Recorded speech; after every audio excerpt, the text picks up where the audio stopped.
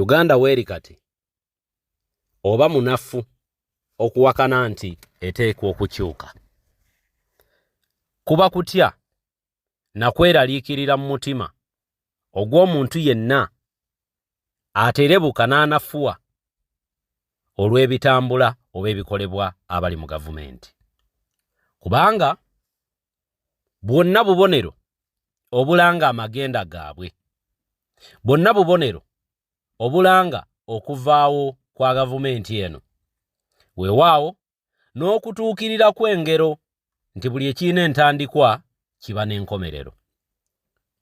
Mu lutabaalo luno abamu ku bantu abateddeko contribution ennene ennyo oba abataddeko ettoffaali eddene ennyo mu kulwanguya indirectly mwe mujjidde ne mutabani wa Gen. Kaguta Bahabulwa, Gen.Muhoozi Kainerugaba.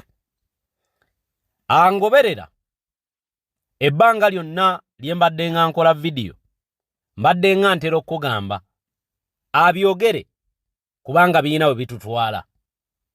Yeenyigire mu bikolwa byonna bye yeenyigiramu kubanga bituyambako olugendo lwaffe okugguka amangu. Ani aganyulwamu Gen.Muhoozi Kainerugaba bwe yeewaana n'ateekayo n'ebifaananyi ku mikutu emitimbagano ng'alina gw'atulugunya? Abeera ye ne kitaawe oba bannayuganda abeekubira omulanga entakera eri abo abavujjirira gavumenti etulugunya abantu? Abange, ani aganyulwamu? Famire ya mwami Yoweri Kaguta Bahabulwa ng'eyita mu judiciary buli wabaawo embeera yonna gyereeta ng'eri mu bubenyi bw'amateeka, babeera bannayuganda abakooye obumenyi bw'amateeka. Tewali kintu kyonna kikolwa ku munnayuganda leero kitaalina ntandikwa, wabula okukiragajjalira n'okukireka kikolebwe bannayuganda ne tukitwala lightly kyekyakiwa amaanyi, kyekyawa ekikolobera ekyenkizo okweyongera okukolebwa mu ggwanga lino. Nabwe kityo byonna bye mulaba ebikolwa gavumenti eno temubiraba ng'ebyafaayo ebitabangawo, wabula mukwate ebyafaayo ebyo ebyaliwo na byaggwa bitya mu relating ku mbeera eriwo, mumanye ne bano gye boolekera oba gye balaga. Ngenda komyawo kaakatambi ka omwagala bangi Kyagulanyi bwe yali ayogera ku badictator n'engeri gye beewa authority mu buli kimu. Kino ngenda kirelatinga ku muwala wa Gen. Yoweri Kaguta Bahabulwa, Peshe, eyatikkiddwa owa bishop, era nga mu Uganda bishop yekka eyakabeera consecrated nga tetumanyi ddiini kintuufu mwagwa, oba mulokole, mwadiventi, mukristaayo, eddiini entuufu eya Lwaboogo oba mukyala Lwaboogo tennategeerekeka. Kati balabe bannayuganda bataddewo question mark ku we watuufu waagwa, ne batandika n'okuleeta ebyafaayo kw'ono omukyala eyamutikkidde obwa bishop. Yinza okulaba Gen.Muhoozi Kainerugaba agamba nti ka group ka Lwaboogo ali mu kaweefube ka kukamalawo, oba kaweefube wa kukamalawo. Mutima gwange ne ŋŋamba, lwaki mwagala okutujja ku mulamwa gwe tubaddeko gwe mubadde mwagala tubeereko? Tuba twakabakana ne guno nga mutuwa omulala, mugira mutulindamu tumale okukwata ku bishop. Mu vidiyo eno era tugenda kuwulira ebintu ebirala bingi. Sheikiti naye ayongedde nate okuluma ogw'engulu eri Gen. Yoweri Kaguta Bahabulwa ku bya Koni agambibwa okubeera nti yali mu Uganda muno. Abange, Koni mu Uganda muno bw'aba yalimu, lwaki bw'aba yawaŋŋanguka ebikolwa bye nga bwe yali agambibwa nti yali abikola bikyalimu? Koni omutuufu yaani? Enkwata gye bakuttemu retired Dr. Kano Warren Kifeefe ng'omuyeekera ng'eyawukanye ku ya Koni eyatirimbula n'abantu. Gen. Bahabulwa gwe yali ayagala atuule naye ne ku round table, n'atuuka n'okkomyawo abayeekera ba Koni mu Uganda okuva mu Central African Republic ne bakomawo wano. Oli eyatemako abantu emimwa, oli gwe baagamba nga yateeka abaana amakufulu mu nnyindo n'emimwa, gwe baagamba nga yarepinganga abakyala, yatuula ku round table ne Gen. Bahabulwa. ono atannavunaanibwa gwa butemu yadde okubaako omuntu yenna gwatta alemedde mu kkomera wabula koniye baali ready okutuula ne ku round table bakkaanye. Kantandike ne vidiyo eno nkomewo katono nnyo ka vidiyo kano kampeera akadde. Obuyinza amateeka bulina okukyuka. Yagalagana nkyogerako olwaleero nga yakitonda kitegese bwikijja. Of course teri muntu nga kunsagera kuba kolubeerera tewali tekisoboka. So buli lunaku lutegeeza kuva mu nsi, buli lunaku lutegeeza nkyukakyuka. Entambula y'obudde ye speed y'enkyukakyuka. N'olw'ensonga eyo tweteeketeeke saidi zombi. Abatali mu buyinza tweteeketeeke okujja mu buyinza. Enneeyisaayo enneeyisaayo kikulu. Enneeyisaayo gwe ng'agenda okujja mu buyinza. Ebigambo byo bali boboggolera ate oluusi bogenda okukulembera. Kati please abali mu buyinza bennyini bogenda okukulembera kuba bigenda kukyuka badde no godde wali. Lwakuba nsaba nnyo naddala abakutte omumuli ku ludda oluvuganya tubeeko bye twetegereza ne bye tuyiga. Gavumenti eno mu kujja mu buyinza nayo mbirowoozo byayo kwali kununula bannayuganda. Gwali omulamu omukulu kwali kununula ggwanga. Kyova olaba bajjaganya olunaku olw'26 Juuni rather January lwe baawamba obuyinza, lwe balowooza nti lwe lunaku lwe baanunula Uganda lwamenunula. Ebirowoozo byabwe byonna kwali kununula munnayuganda, kwali kununula ggwanga. Era ne bannayuganda baali basanyufu nnyo ng'eggwanga lyabwe linunuddwa. Kuttibwa kwali kungi, okutamanyiddwako mayitire, okubuzibwawo kw'abantu, okuggalirwa okutaliiko nsonga yonna, unwarranted detention without trial, nga tebirimu kuwoza. Kati bwe baba baali balowooza nti bagenda tununula mu byaliwo bye twogerako ng'ate bennyini bino byagala kusukka ku byaliwo. Sinabyagala kusukka because it's worse. Kisukka ku byaliwo kyokka ate bano balaba buli kimu kiri bulungi. Nze nno okutya kwange ne kubeera oba okuwabula kwange Sadiya yenna alowooza nti ya Uganda yeetaaga kununulwa. Twandiyigidde ku bano bano abasajja mu kujja mu buyinza bino bye tuli olwaleero zimu kuzaali programu zizaabwe oba byakyukira wakati awo. Ebiriwo essaawa zino yali nteekateeka yaabo oba byakyukira mu kkubaawo. Bwe tujja tugoberera entambula zaabwe tusobola okuzuula bwabwe byakyukira naffe ne twetegekerawo. Si kulwanga zitera okuba nga sizali enteekateeka zaabwe kubanga ndabyeko ebiseera bingi nnyo emirundi egy'enjawulo nga Gen. Tafira agamba ebikolebwa si bye twalwanirira. Kitegeeza nti byabakyukako byabakyankalanako. Wano n'endabula we nali ku ludda oluvuganya gavumenti alowooza nti eggwanga lyetaaga kununula nga bano bwe balowooza luli. Entambula yaabwe esaanidde ebeerere sonjoli. Ku sayidi yo webuze nti ebintu by'abano bwe tujja tubagoberera byakyukira wano. Ki ekyabikyusa? Ffe kye twetaaga nakyo tukyetegekere. That is nga tuzze mu buyinza ffe tugenda kukuuma tutya omulamwa gw'okununula eggwanga lyaffe.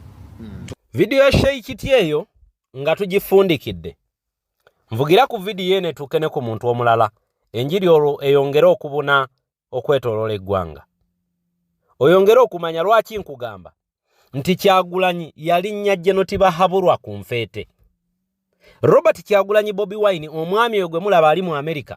Mu Amerika eyo gyali teyagenda kusiika binyomo, teyagenda mu kinyumu, teyagenda kulya bulamu ng'abangi bwe bajja babigera wano, ng'abangi bwe bajja bateekateeka ne bagamba nti Kyagulanyi yaleka abaana b'abendi bavundire mu makomera yagenda e Bulaaya ali obulamu. Bwe kubanga kulya bulamu lwaki buli wamu attention eweereddwayo naye ng'ejja lwa Kyagulanyi. Wiiki eyo emu oba bbiri emabega mwalaba omukutu ogwa New York Times nga gupublishinga nga gulaganga emisango egikunukira okuyingira ebibiri n'okudda waggulu. Abaali bagivunaana Gen. Tibahabulwa bwe baali bataddeyo petition yaabwe mu International Criminal Court. Ekyo nno mukiyita kyamanyi oweno. Batono nnyo abahiitinga, batono nnyo abayita mukakungunta ak'emikutu egiri international ng'omukutu ogwo gwa New York Times. Mubadde mukimanyi nti ne mawanga agatuli ku mulirwano boogera ku ffe era bakubaganya mpawa ku bakulu abafuga mu gavumenti eno n'engeri gye bagenda okugwamu n'engeri ebyafaayo bya Uganda gye bigenda okweddiŋŋana. Kakati nga tetunnafuna oba kugenda wala, njagala tumala okufuna akatambi kano. Gwe Munnayuganda weeteeketeeke kubanga enkyukakyuka bwejja oyo omwetegefu oba omweteefuteefu ajja giganyulwamu nnyo kiro n'atanneeteekateeka. Buno budde bwakweteekateeka Bobi Wine yatugamba nga yakatuuka mu Amerika nti omulimu ogubaddewo omutongole gwa kubuulira bannayuganda na kubalaga kituufu. Bwe baamala okulaga bannayuganda ekituufu ekyali kiddako, bannayuganda kubalaga kiki ekiddako era nakyo ne bakibalaga. Kati bannayuganda omulimu guli eriffe. Kankutwaleko mu katambi kano nkomewo tweyongereyo. Abalungi abatuuliriza era abatulaba olunaku olwaleero tukyaddeko ewa Sheikh Asiraf Dembe.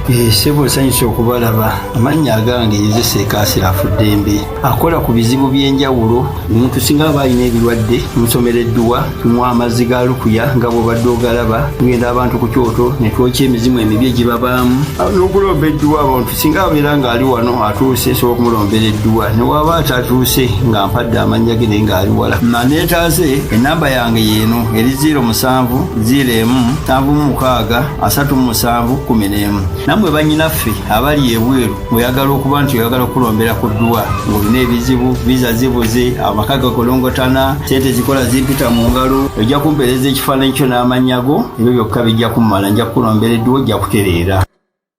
Enkyukakyuka bwe kuba kujja emaze okwambala efuluma.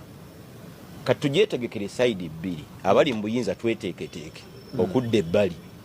Gen.Muhoozi naye neeyisa ye tennabeerayo pulezidenti yaddako.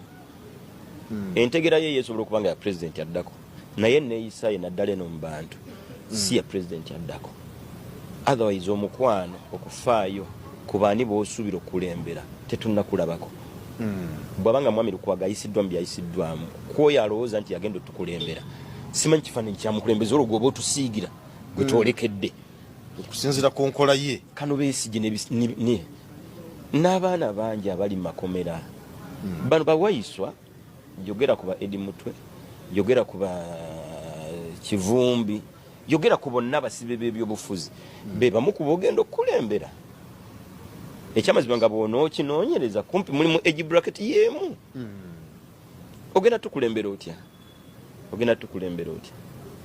Then bw'ebanga eno yenkulembera ndabanga ate kiyinza okubeera ekyennyume kya kikyolowooza. Kwandooza ffe ogenda okukulembera, ogenda tukulemberera ku mugudumu gwa mmundu, ogenda tukulemberera ku bunkenke na kutya eryo liba ggwanga n'ebisigadde. Nze nno ndowooza bannayuganda tetugwa mu ssuubi. Buli Katonda kyeyategeka kirina kubanga bwe yakitegeka. Tabitegekera ku ntegera y'abantu. Musambi w'omupiira tatera kuzaala musambi wa mupiira. Simanyi oba olinayo musambi w'omupiira gw'omanyi nga mukulu. Bazidani, yogera ku ba David Beckham, nga mutabani agukyanga n'okwenkana ye. Bagezezzaako ba Ronaldo, mutabani wa Gusame, naye otuna ensamba y'omwana nga si ye ataate. Bwe tujja wano Bebe Kulu muyimbi, mutabani we namutani bamuta Hendrik Sali naye okuyimba agezezzaako n'ebyagamba. Ba Alpha n'abasindika mu mipiira. Endongo zaaliwo awaka. Goloza ye kitaabu kusereza afunye mu kuyimba. Yogera ne ku mwami Kyagulanyi. Muyimbi mulungi nnyo. Mbaana tulaba yakiina. Kati ndowooza bino mawulire gange eri munnayuganda munnange. Gumiikiriza omuyimbi bwe batazadde muyimbi. Musambi w'omupiira batazadde musambi wa mupiira. Dokita tatera kuzaala dokita. Dokita ye nga ataata aba ayagala omwana abire dokita. Ninga omwana tajja kuba ebyo. Nnyini nsi tabitambuliza ku ntegeera yaffe. Ekikulu byonna bannayuganda tweteeketeeke, bannayuganda twetegekera enkyukakyuka. Yagalagaana enkyukakyuka ejja.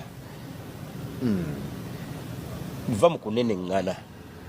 Teri asobola kulemesa nkyukakyuka. Bwe beesazeewo okujja. Abamu tejja tusanga. Si kusalawo, yejja.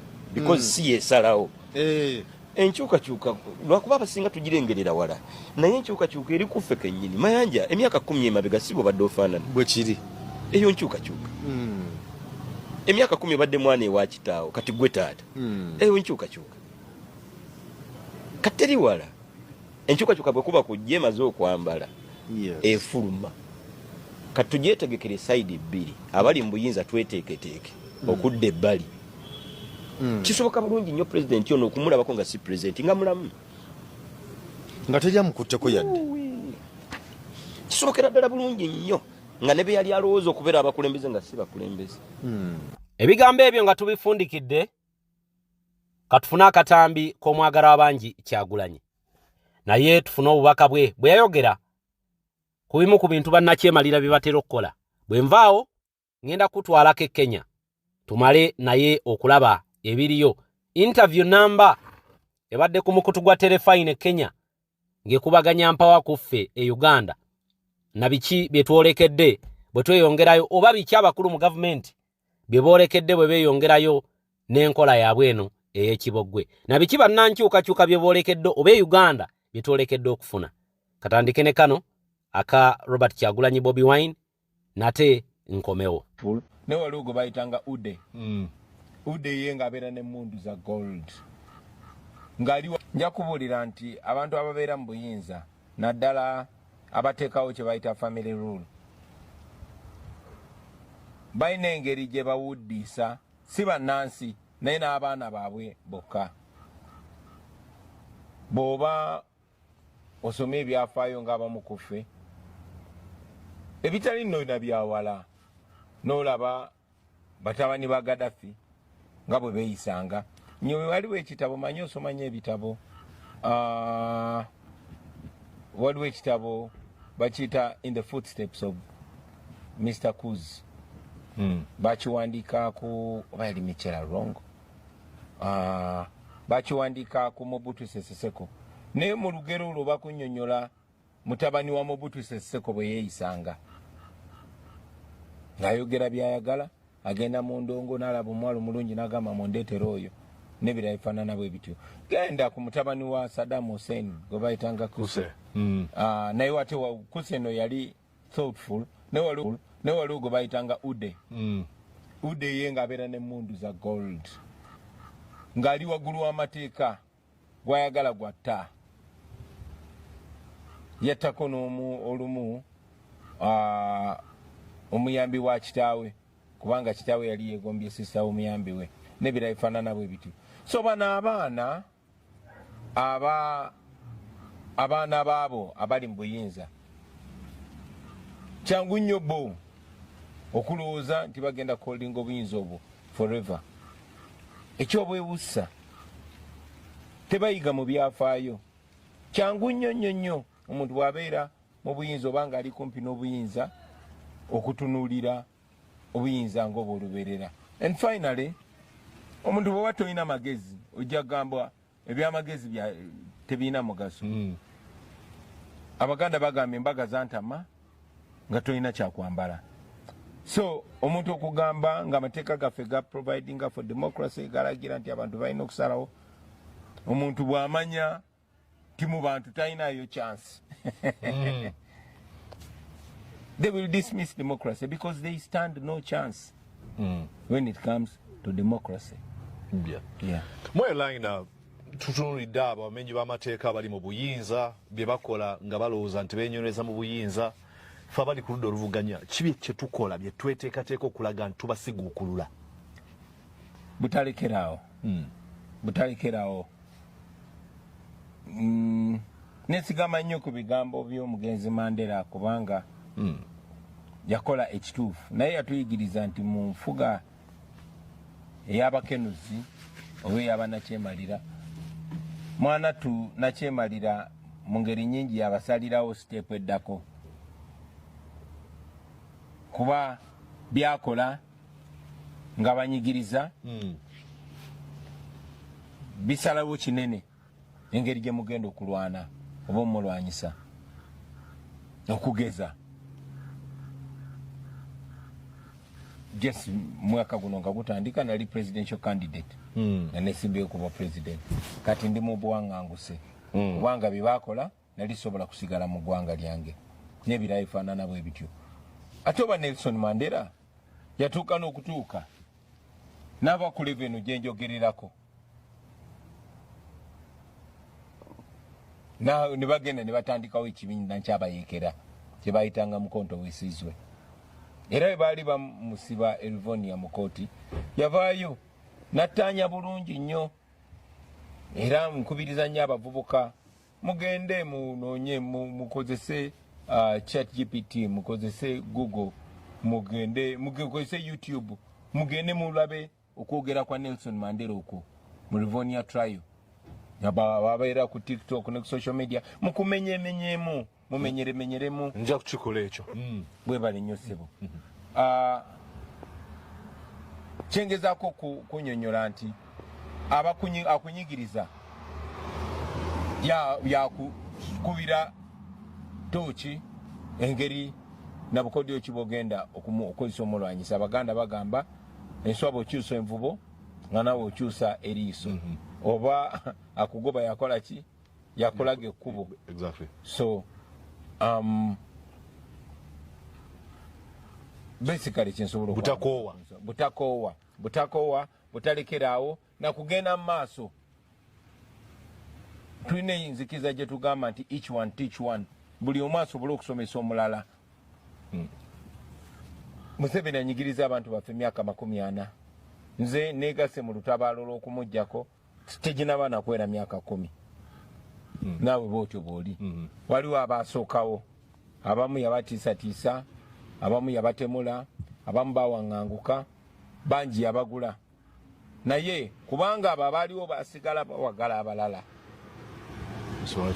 ensonga lwaki tuli wano kakati naffe kugenda mu maaso totunula butunuzi teweewa timeline nti kakati tulina okuwangula wiiki ejja bwetutawangula wiiki ejja tuba mu buzibu no teweewa timeline just n'obutapowa nabo buwanguzi wena kiwayogedde wagambye nti ogezaako okwekonvinsinga ate era ozze n'okitegeera nti focus teri ku kuwangula eri ku butapowa olina okusigala ng'ogenda mu maaso weewaawo vidiyo gimpereka like oginsharingireko etukene ku muntu omulala tugenda kubeera nga tufuna bukilip nga bumpimpimu vidiyo 28 ekinene 40 mpaka nga ebyuma biteredde bwe binaatereera nga tuddayo ku nnono eya vidiyo naye tugenda kuba tufuna buno in the meantime nga bwe tulinda ate ebiddako weewaawo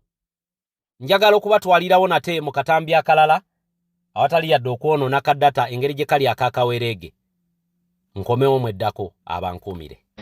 The Chief of the Defence Forces, Muhoozi, Kainerugaba gentleman, and which has largely caused a lot of concerns regarding press freedom, which also dovetails into the question of governance. First, David, coming to you. Family is certainly not a good way to run a democracy, is it? Absolutely, and it's regrettable that Uganda is basically sliding back into a one-man show, one family show, because if you look at the setup of that government, it is the father, the son, and the mother. Almost, I don't want to say the trio setting up a kingdom, but that's what it's almost becoming, and we can see the consequences. They don't want to be held accountable. They think that they own the state because they created it, but you know, they created it from chaos to fix it. Now they want to own it for long, and I think it's going to be disastrous if this doesn't change. Prof, your assessment of what's happening in Uganda? Well, you know what they say, that from a psychological perspective, once a tyranny, always a tyranny. Because what you see in Muhoozi is basically a replica of Idi Amin Dada. You know, the strong man who is from the military side and, you know, terrorizes the whole country, terrorizes the whole neighborhood, terrorizes the whole continent. So Uganda is really at its worst, particularly because over and above what Muhoozi is doing, it's a kind of a shared tyranny between him and the father. It's a family diarchy. It's a father the son and the mother. Missing that equation is something else. But it's a very bad picture that's coming from there. Yeah. Professor Noamidamba, certainly friction in the army and the military, friction within the political arena in Uganda. Is this a dangerous turn Uganda is taking into an authoritarian pathway? Let me frame this in a way that really I believe we need to follow.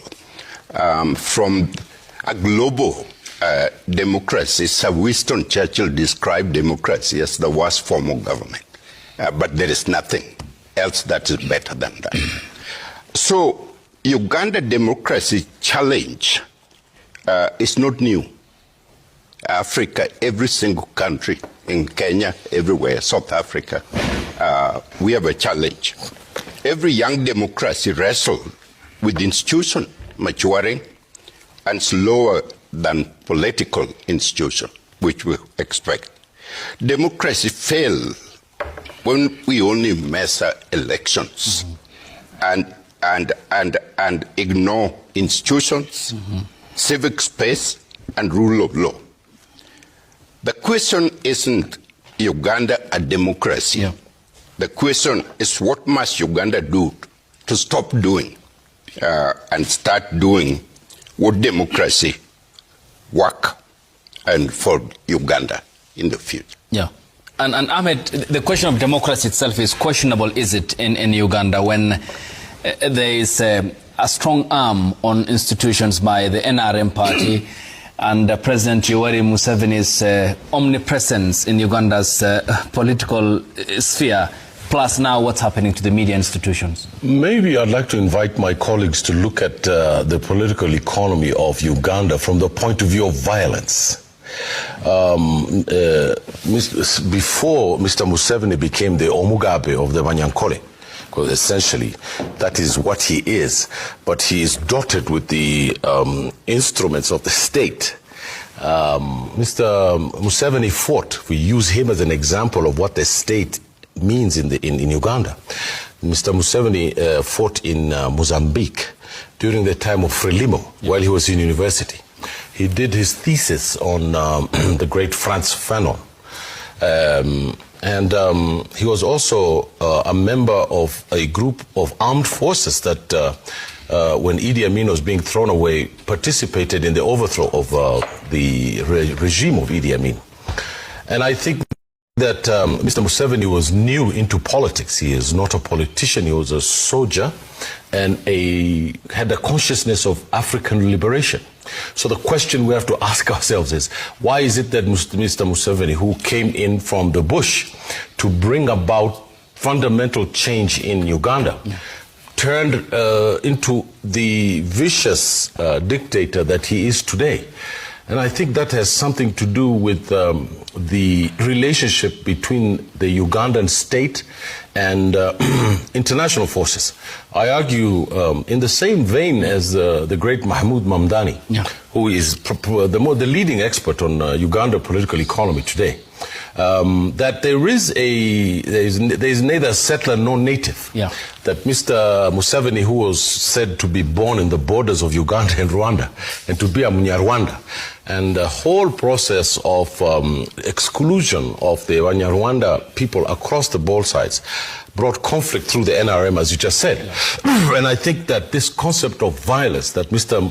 Museveni has agreed that violence is the only solution to Uganda's problems, and has got a lot to do with the history of Uganda. Yeah. Uganda was based on kingdoms where the imperial power, Great Britain, made sure that the whole concept of divide and rule reached an apogee of violence, that it is said that Uganda has never really recovered, and that is why Milton Obote was just as violent as Idi Amin. People believe that he was much more of a civilian leader. He was not. In fact, Idi Amin is probably the only leader in Uganda who actually believed in something called a black republic. as Mr. Mamdani argues in Neither Settler Nor Native, or the subsequent book, I believe, is a question of Uganda, has a lot to do with trying to bring disparate kingdoms into a unified Ugandan republic. And that has been very, very difficult for Uganda. And that is why Mr. Museveni is using this violence to keep Uganda under his boot. And his son, who is also a military soldier, is following on the path of the president, because if Mr. Museveni dies, Mr. Museveni is an old man, he's nearly 80, over 80. The same concept of the family rule of violence and stomping on the political rights of Ugandans is what this group believes in, and I think that is the discourse that we need to move to understand how Mr. Museveni operates. And Prof, coming to you.